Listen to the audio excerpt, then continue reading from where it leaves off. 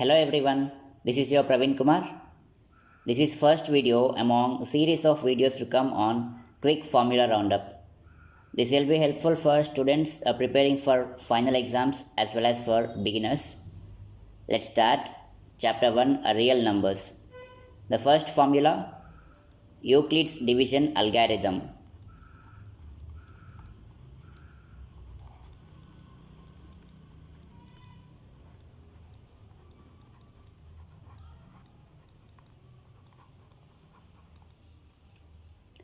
The condition of Euclid division algorithm is A equals BQ plus R, where 0 less than or equal to R less than B. Here A is called dividend, B is called divisor, Q is quotient, and R is a remainder. Let me explain this with an example. If the number 24 is getting divided with 4, so 4 divides 24, 4 into 6, 24, 24 minus 24, we get the remainder 0. Here 24 is called a dividend and 4 is divisor, 6 quotient and a 0 remainder. So the division algorithm is dividend is equals to divisor into quotient plus remainder. So this is the division algorithm. So here dividend is 24, so 24 equals divisor 4 into quotient 6 plus remainder 0. In the same way, in Euclid division algorithm, dividend is A, so dividend A equals to divisor B into quotient Q plus remainder R. Whereas the condition for remainder is 0 less than or equal to R less than B. That is, R starts with 0, R equal to 0, and it goes on and R is less than B, that is divisor. Suppose if the divisor is 5, the values of R will be 0, 1, 2, 3, 4. If the divisor is 3, then the values of R will be 0, 1 and 2. R is less than the divisor. This Euclid division algorithm is used to find highest common factor HCF between two integers. The concept is same for Euclid division lemma or Euclid division algorithm. Next, number 2, LCM, least common multiple. In your lower classes, you might have found out LCM using division method, but here we find out LCM by prime factorization method. So in this method, LCM is the product of prime factors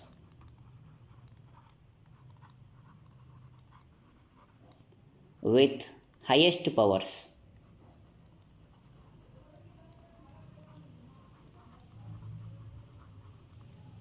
For example, there are two numbers 12 and 18. Then how to find out LCM using prime factorization method?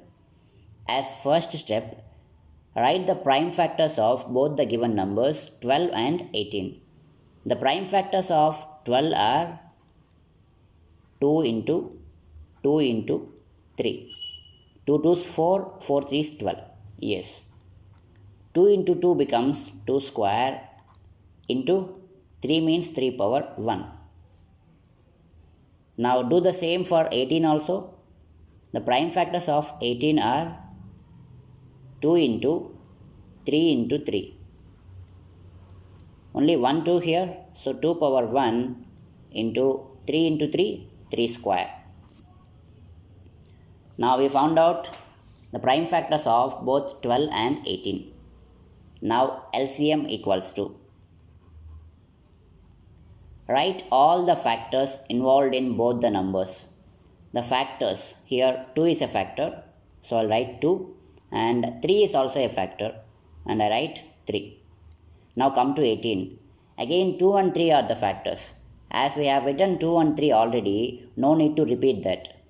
Now we have to assign the powers to these factors.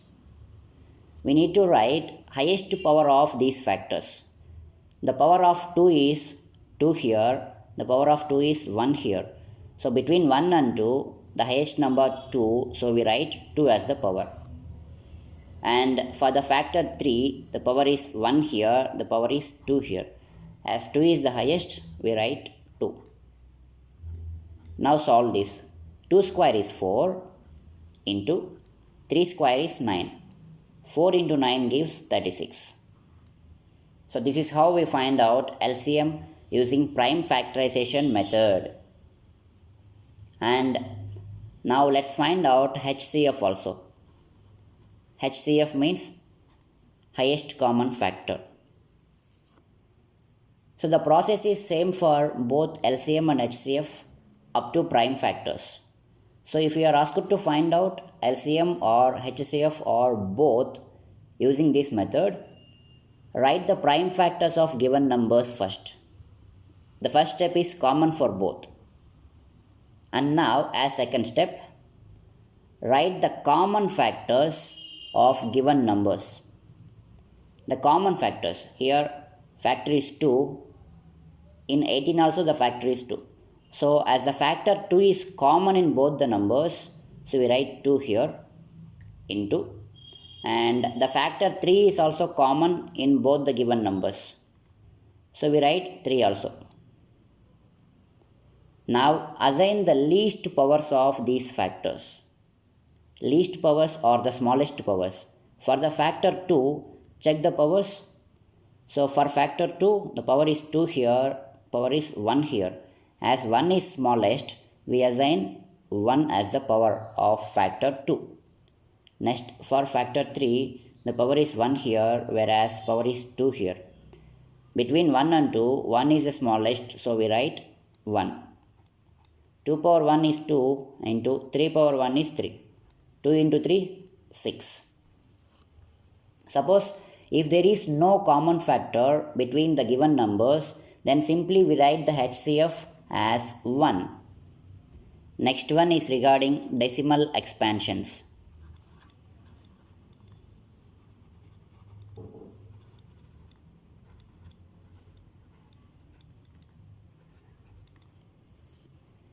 We all know a number can be expressed in its decimal form. Then it may belong to one of the three categories. Category 1, the resultant decimal expansion may be terminating. Terminating means the expansion is getting ended. We cannot continue it further. For example, 2.132. So there is end card there. We cannot go further. Category 2 is non-terminating and a recurring decimal expansion. Recurring means reoccur, occur multiple times. Recur is nothing but a repetition. So non-terminating and recurring. The division does not end. It does not terminate, and a fixed number or a fixed digit repeats. For example, 3.666 and so on. So here in this decimal expansion, you can see the digit 6 repeating multiple times. So this is an example, non-terminating and recurring. Next, category 3, non-terminating and non-recurring.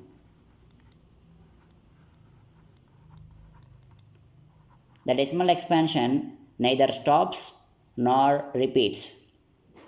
For example, 5.10120. 132. Observe the digits after decimal point 10, 120, 132.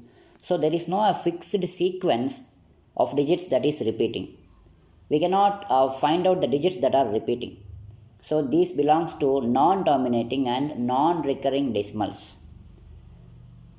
After converting a number to its decimal form, we can easily say whether it is terminating or non-terminating recurring or non-terminating non-recurring by looking at the decimal expansion. But without actually performing division, how to know the given number is terminating or non-terminating and recurring? For that, take the given number which is in the form of P by Q. The given number is in the form of P by Q. Take the denominator Q and write the prime factors of Q. Now observe the prime factors of Q. If these prime factors is of the form 2 power n into 5 power m, then we can say the given rational number has a terminating decimal expansion. If the prime factors of the denominator is not of the form 2 power n into 5 power m, then the given rational number will have a non-terminating and recurring decimal expansion. Without actually performing the division, we can say the given rational number will have a terminating or non-terminating and recurring decimal expansion. The next concept, prime numbers.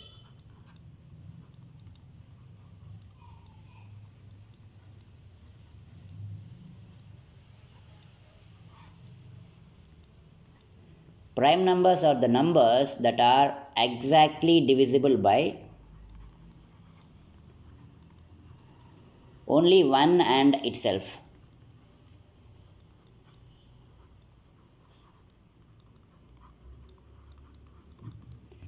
Exactly divisible means the remainder shall be 0 after division. For suppose there is a number 5. Now this 5 is exactly divisible by only 1 and itself, that is 5. Exactly divisible means if we divide 5 with 1, we get 1 5 is 5 and the remainder is 0. So here we divide 5 with 5, 5 ones 5, remainder is 0. So in both these divisions the remainder is 0.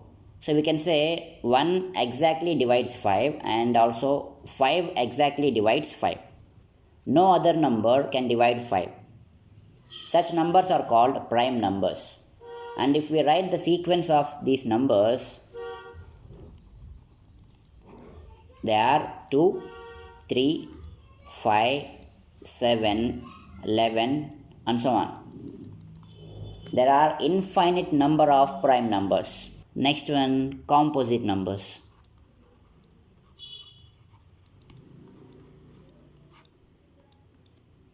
The number that can be expressed as product of primes. Such numbers are called composite. So actually this is what fundamental theorem of arithmetic states. For example, consider the number 18. Now for this number 18, we can write prime factors.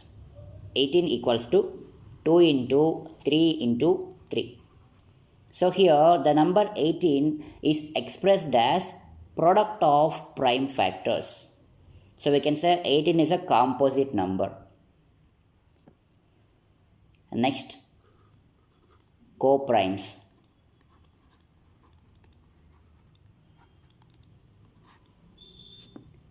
Numbers that have no common factor other than 1. That is, 1 is the only common factor for the given numbers. For example, consider numbers 9 and 10. What are the factors of 9?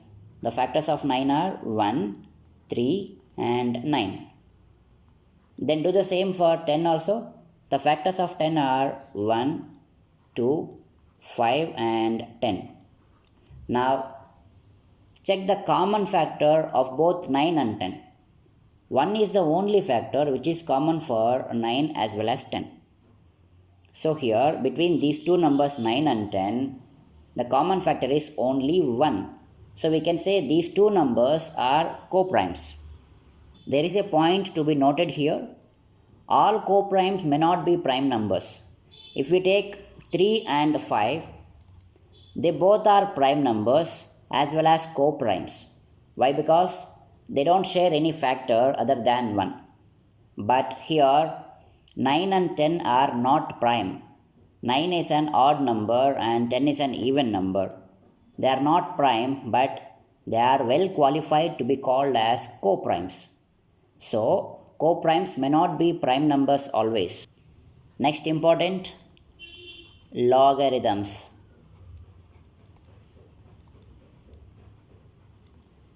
Exercise 1.5 is completely based on logarithms. Logarithm is inverse function of exponents. So here is a list of logarithms formula which we use in this chapter. Number 1, log n to the base a is equals to x. Then we can convert this logarithm into exponential form as a power x is equals to n. Example, log 5 to the base 3 is equals to x. Then this can be written in its exponents form as 3 power x equals to 5. Number 2, log of xy. Log of xy becomes a log x plus log y. And you can write the example for it as log 3 into 5 equals to log 3 plus log 5. Next, log x by y. Log x by y equals to log x minus log y. If x and y are in multiplication, then when we separate their logarithms, those will be added. If they are in division, if they are under division, then they'll get subtracted. Example,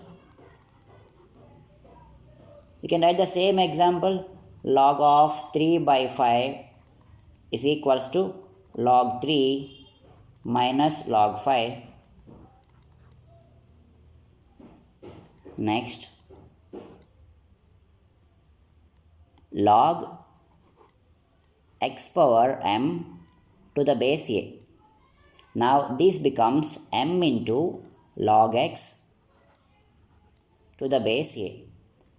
The power of x, m, this comes in front of log. And example for it, you can say log 7 square to the base 2 becomes 2 log 7 to the base 2. Number 5 in it, log x to the base a power m. Log x to the base a power m becomes 1 by m into log x base a. And you can write the example. I am using the same numbers 3 and 5 again and again to remove the confusion. Log 3 to the base 5 square. So here m is 2.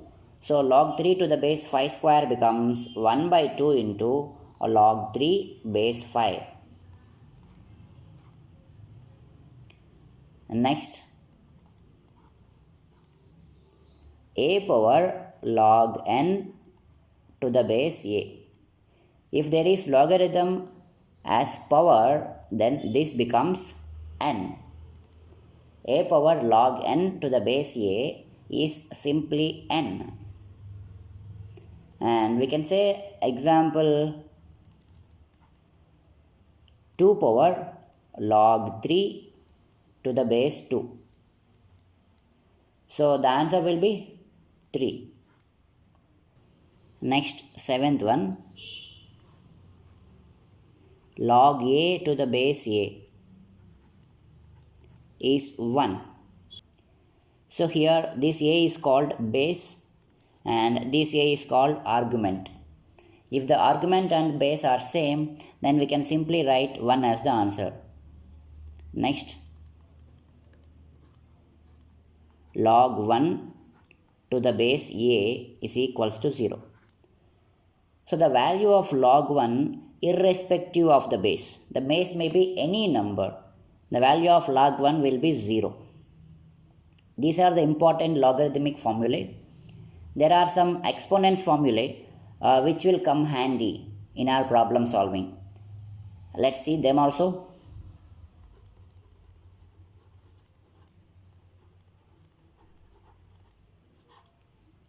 Number 1 in it, a power m into a power n becomes a power m plus n. Number 2, ab whole power m becomes a power m into b power m. Next, a by b whole power m is equals to a power m divided by b power m.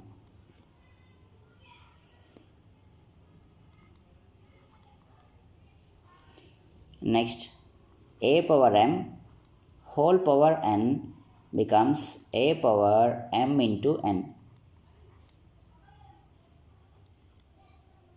Next, a power m divided by a power n becomes a power m minus n. Next, a power minus m becomes 1 by a power m. It can be the other way also. That is, a power m can be written as 1 by a power minus m. Next, a power 0 equals to 1. So anything power 0 is 1. So these are the set of formulae and the related concepts from the chapter real numbers. If you like this video, please do like, comment, share and don't forget to subscribe. Thank you for watching.